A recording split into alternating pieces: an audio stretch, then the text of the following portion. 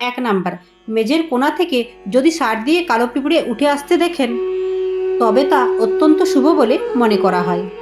কালো পিঁপড়ির মুখে চিনিদানা নিয়ে গেলে তাও অত্যন্ত শুভ। 2 নাম্বার, আপনার বাড়ি বা বাগানে কোনো পাখির বাসা বাঁধলে এর অর্থ মা লক্ষ্মীর আগমন ঘটতে চলেছে খুব শীঘ্রই। তবে এই বাসা ভেঙে দিলে বা যে গাছে পাখি বাসা করছে সেই গাছ কেটে দিলে অশুভ ফল পেতে হয়। 3 নাম্বার, বাড়িতে একই জায়গায় একসঙ্গে 3টে টিকটিকি দেখাও অত্যন্ত শুভ বলে মনে করা হয়। 4 নাম্বার, তুলসী গাছের আশেপাশে অনেকগুলো টিকটিকি থাকা মোটেই শুভ নয়। 5 নাম্বার, ডান হাতে তালু চুলকালে মনে করা হয় অর্থ আগমন হতে চলেছে।